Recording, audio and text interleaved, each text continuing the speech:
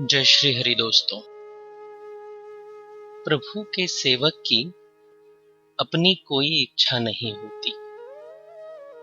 स्वामी प्रभु की इच्छा ही सेवक की इच्छा होती है।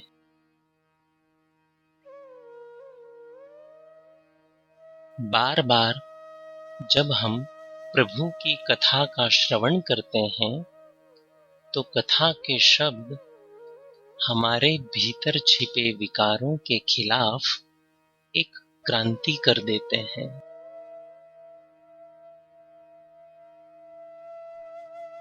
बार बार प्रभु की कथा सुनने से हमारे मन में भक्ति के संस्कार दृढ़ हो जाते हैं।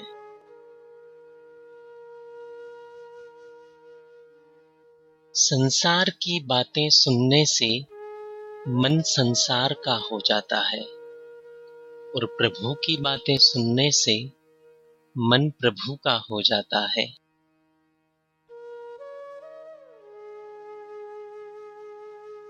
सत्संग और भजन की भावना सदैव हमें स्पर्श करती रहनी चाहिए।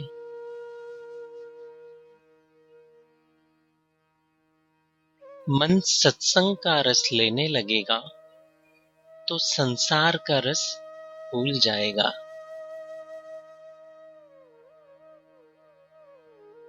मन संसार का संग करेगा तो संसार का हो जाएगा और वही मन अगर प्रभु का संग करेगा तो प्रभु का बन जाएगा। यह हमारे ऊपर है कि हमारा मन किसका संग करे और किसका बनकर रहे।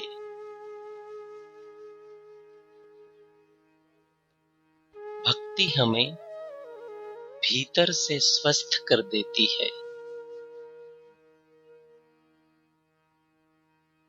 संतों के मत से वही सबसे बड़ा धनवान है जिसके पास प्रभु नाम रूपी धन होता है।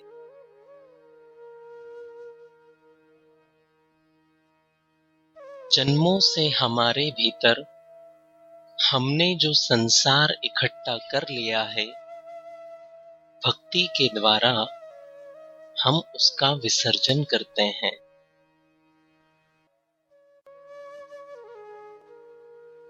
संसार से मुक्त होने का विचार जीवन में आए, इसका विवेक प्रभु ने हमें दिया है।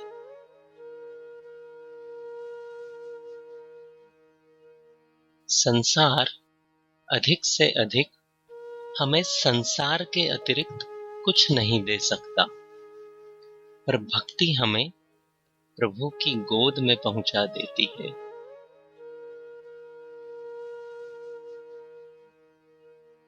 संसार मिट जाने वाला है, मर जाने वाला है, इसलिए संसार अंत तक हमें कलेश देने वाला ही रहेगा।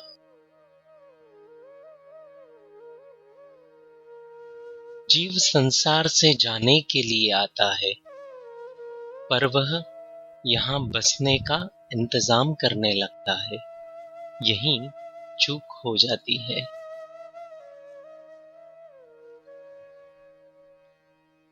संसार का कोई ऐसा सुख नहीं जो हमें बड़ा दुख देकर न जाता हो।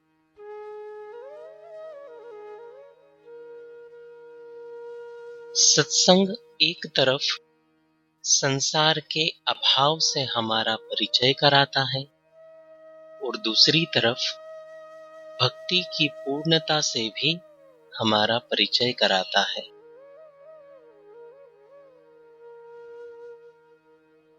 प्रभु का नाम, रूप, गुण, लीला और धाम का आकर्षण जीव को अनेक जन्मों के प्रयासों के बाद होता है।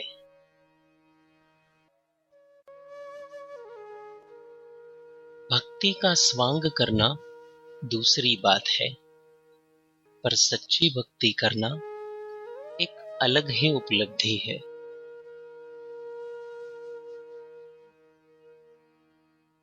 हमारे लिए क्या उचित है और क्या उचित नहीं है, इसका विवेक हमें सत्संग कराता है।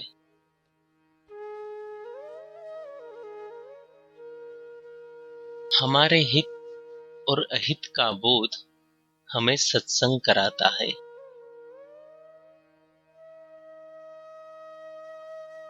जिसका जीवन सत्संग युक्त है, उसे स्वतः भगवत स्मरण होता ही रहता है। अगर आप नित्य अपने मोबाइल पर भक्ति संबंधित विचारों को पढ़ना चाहते हैं, तो स्क्रीन पर दिखाए जा रहे नंबर पर श्री हरि लिखकर हमें व्हाट्सएप कर दीजिए। जय श्री हरि।